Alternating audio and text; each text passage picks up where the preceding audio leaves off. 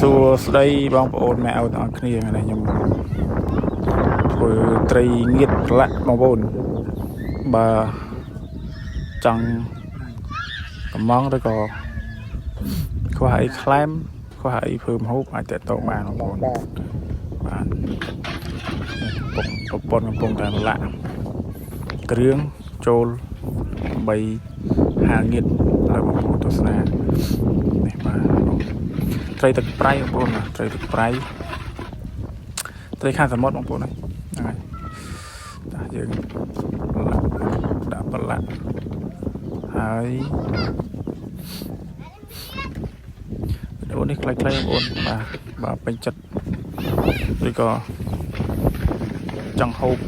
អាចកំងហើយកុំភ្លេចបងប្អូនជួយចុច like និងចុច comment ឬក៏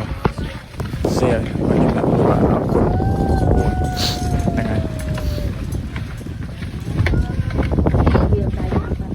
ជម្រាបលា